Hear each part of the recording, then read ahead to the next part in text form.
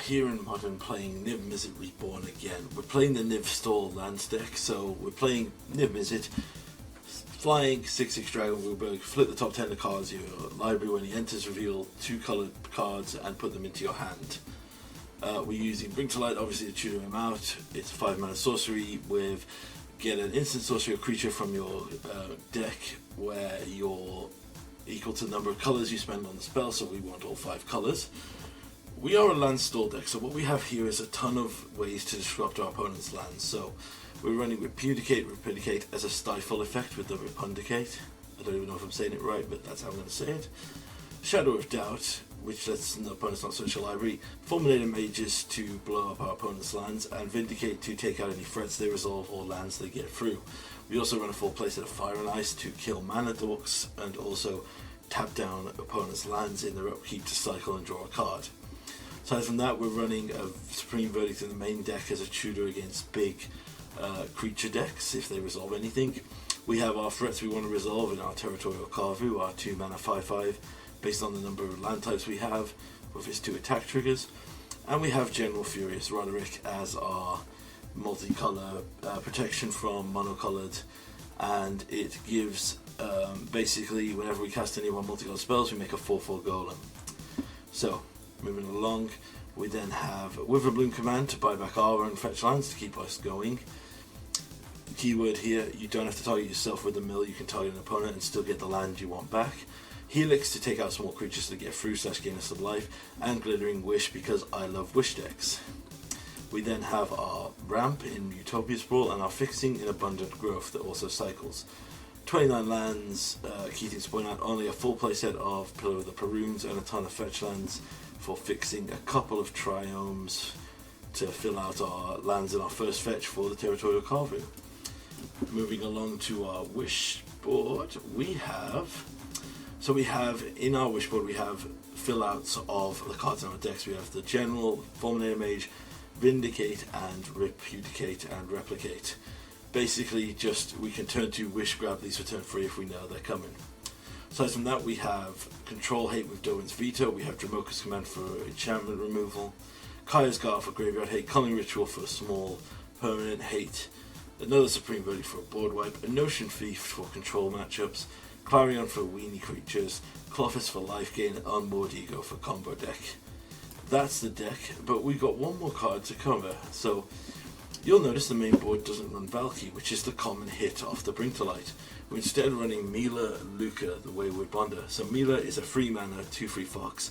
When it enters, whenever our opponents attack our planeswalkers, we can put a loyalty counter on them, and whenever our permanents are targeted, we draw a card. So pretty decent, but the reverse is a 6 mana Luca with +1, discard a card, draw a card, draw 2 if it's a creature. -2, return target creature from your graveyard to the battlefield. It gains haste and exile at the beginning of the next upkeep. Your next upkeep, sorry. And finally, -7, you get an emblem with whenever a creature enters the battlefield under your control, it deals damage equal to its power to any target. So, that's the deck, and we'll show this off when we move into the main back. We're just going to watch some replays and explain how the deck works, so please enjoy. We are here versus Wolfgang Friedender. We keep a hand with a ton of ramp and a turn 2 Vindicate, so totally keeping it going. Opponent drops a fetch land, so this is perfect for us. We put white on here, intent on dropping the swamp and then Vindicating on the upkeep.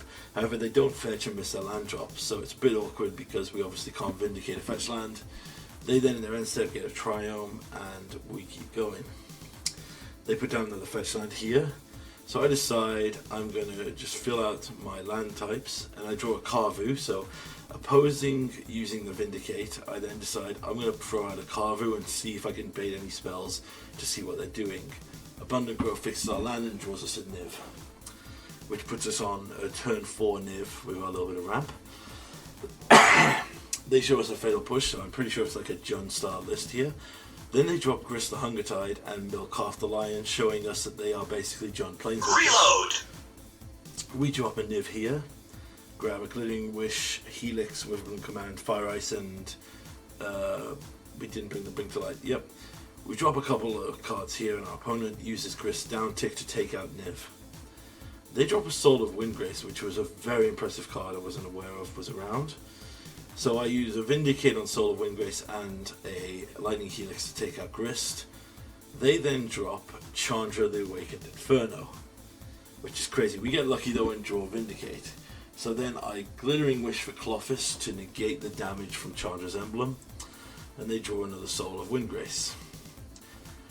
So I drop here Klothys to start us gaining life on the next turn, and then drop a Fulminator Mage as a blocker, knowing it's going to be pretty awkward because Windgrace can just get back lands and make himself indestructible.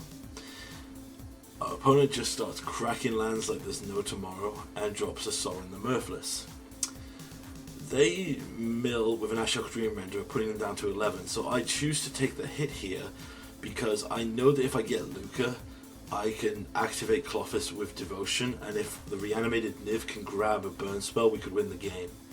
So, using Bring to Light, we grab Luca, reanimate Niv, and we hit a drain spell and a removal spell in Witherbloom Command. And our opponent then concedes here because ultimately we could have Witherbloom Command, kill the Arbor Elf, drain him down to 7, and we have a lethal swing here, even if they had some kind of interaction.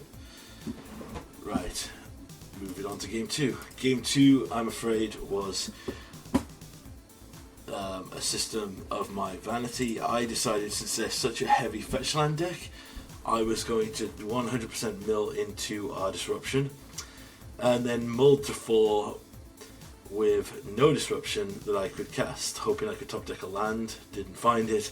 Instead, drew a monocolored spell with a multicolored only land in hand. We drew dead, I'm afraid, for the rest of the match.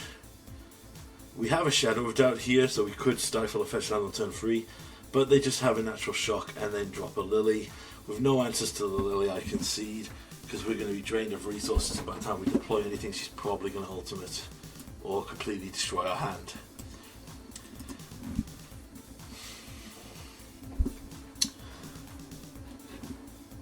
Game 3. We keep a very good hand to start off with. Here I decide to go for a Utopia Sprawl, naming blue. My intention is to tap down their first land in their upkeep, but instead they drop an Arbor Elf, so I decide in true modern style to bolt the bird with fire. Well, ping the bird with fire, I should say, instead of bolt. They drop a Wrenn and 6, which is not what we want to see at all. So I decide I'm going to deploy a Fulminator Mage and just keep them down on lands to just hurt their tempo as much as possible.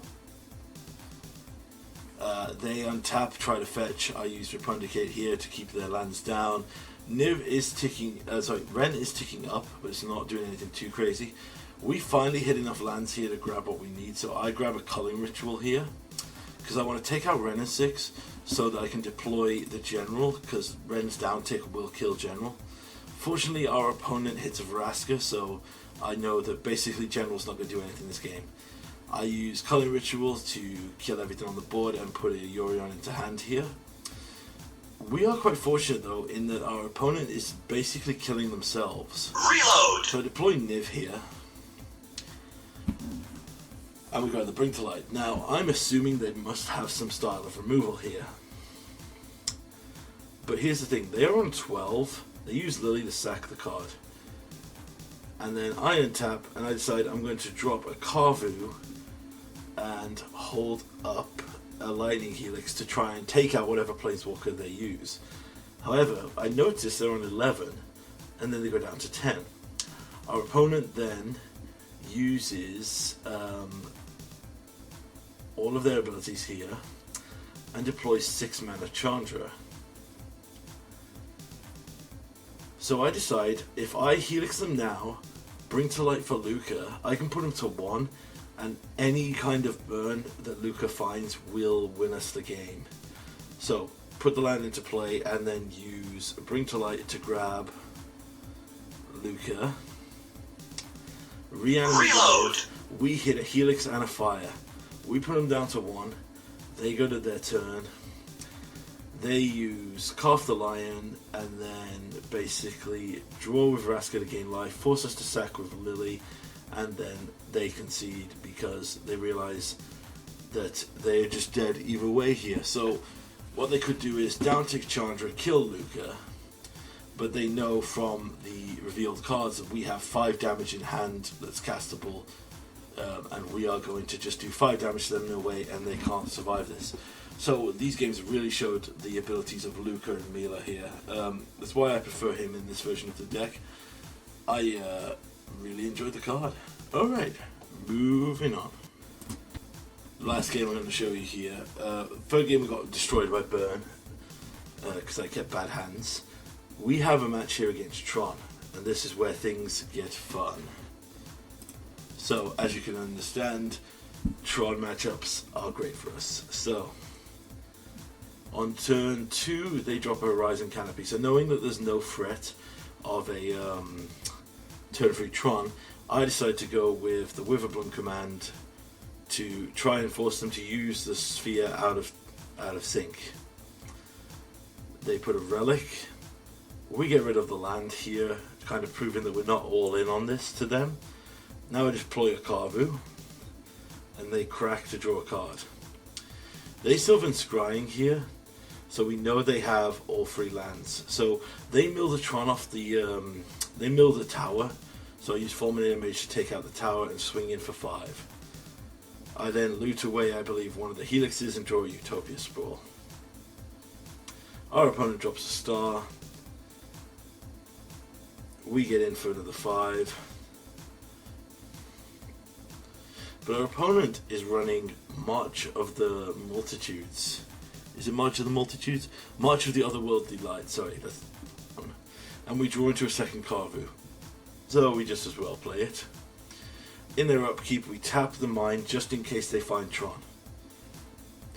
They mill, find a forest. They drop the Oblivion Stone. So this is where things get cool.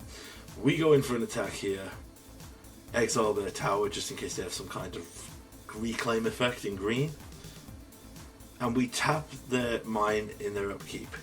Now, they're keeping up the 5 mana to use the Oblivion Stone. At the beginning of combat, they try for it, and we stifle the effect so the board wipe doesn't happen. We then attack, take out Oblivion Stone, we've got a Helix in hand, and that's the thing. So, again, fringe effects for the stifle. Game 2. Game 2 was a harsh reminder of the power of Modern for me. So we mulligan here, and I keep 2 Shadow of Doubts. Now, the only thing where this could go terrible, as I'm thinking to myself, is if they literally just have turn 3 Natural Tron, which they don't appear to, so I'm okay with it. I'm holding up Repudiate or Shadow of Doubt, depending on what they try to do here. They go for Sylvan Scrying, so I decide we're going to Shadow of Doubt here. They can't search their library. They have true Tron lands, so we've got to keep them off searching.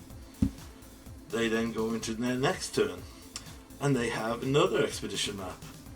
So I decide I'm going to hold off here, wait till their end step. We drew another Shadow of Doubt. They go for the map, we Shadow of Doubt. And we draw a Dovin's Veto, and this is where I make the huge mistake.